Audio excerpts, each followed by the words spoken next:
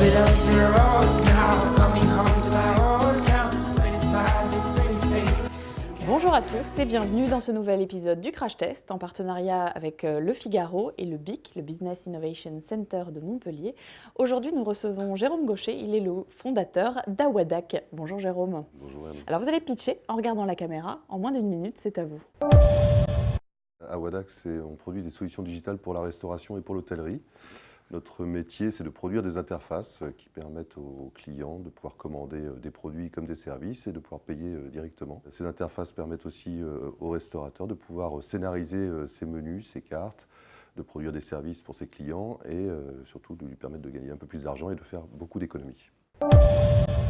Donc les solutions qu'offre Awadac, c'est par exemple donc, de commander son plat sur des iPads et le serveur reçoit automatiquement la commande, donc c'est un gain de temps.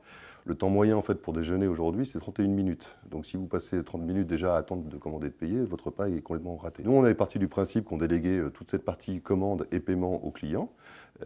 Et ça permettait d'allouer au niveau des serveurs, de pouvoir réallouer ce temps-là au niveau des serveurs pour pouvoir communiquer avec leurs clients, les accueillir, les servir, les conseiller. Et de profiter du digital pour mettre à disposition un certain nombre d'informations pour le client final, à savoir des visuels, à savoir de l'information sur les allergènes.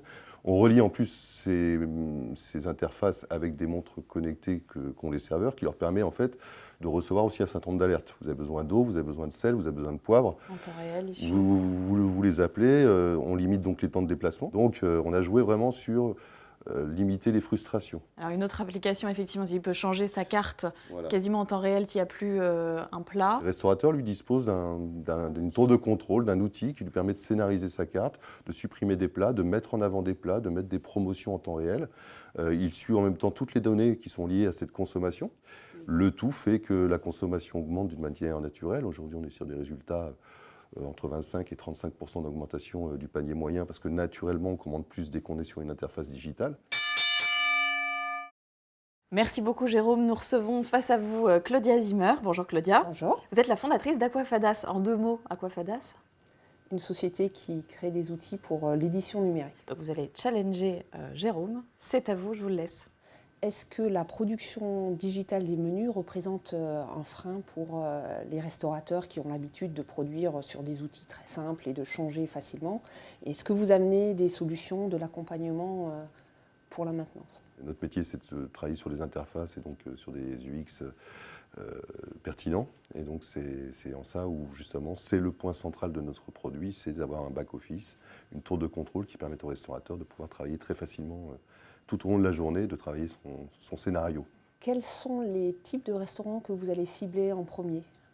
Alors, on cible principalement les grandes chaînes de restauration ou les grandes chaînes hôtelières, avec une population de clients de ces restaurants qui va de 7 à 77 ans et qui a la nécessité de pouvoir manger vite, rapidement, pour ensuite basculer vers un cinéma, vers un bowling ou autre. Puisque non seulement on produit de la commande, les gens peuvent commander des produits, mais peuvent aussi commander des services. C'est-à-dire vous pouvez aussi, à l'intérieur, pouvoir lire de la presse, vous pouvez également réserver votre bowling, votre cinéma. Alors, aux États-Unis et en Asie, des solutions un peu similaires, mais plutôt positionnées bas de gamme, existent déjà. Comment vous allez vous différencier et quelles sont vos ambitions en fait, sur ces régions ou peut-être l'Europe aussi? Alors nous, nos ambitions qu'on a, c'est principalement, notre ambition, c'est de devenir à 2-3 ans le leader européen. Il y a des solutions qui existent en Asie ou aux États-Unis qui sont principalement des solutions partagées, c'est-à-dire qu'en fait, on a des écrans qui sont partagés pour 1 ou 2 convives ou 3 convives.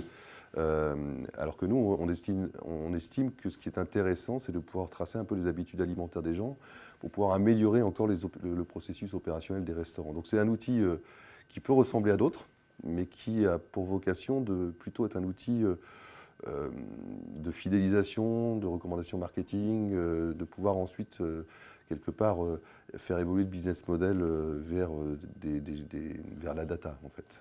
Claudia, peut-être une question. Est-ce que vous trouvez alarmant le fait que Jérôme dise qu'à terme, il souhaite se rémunérer sur la data? Est-ce que ça pose un souci de confidentialité Non, à partir du moment où la data est anonymisée, ça pose absolument pas de problème. Et que le restaurateur puisse me proposer des choses qui me correspondent, qu'il connaisse mes allergies, etc., c'est du gain de temps. Merci à tous de nous avoir suivis et merci à French South Digital pour l'accueil à Montpellier.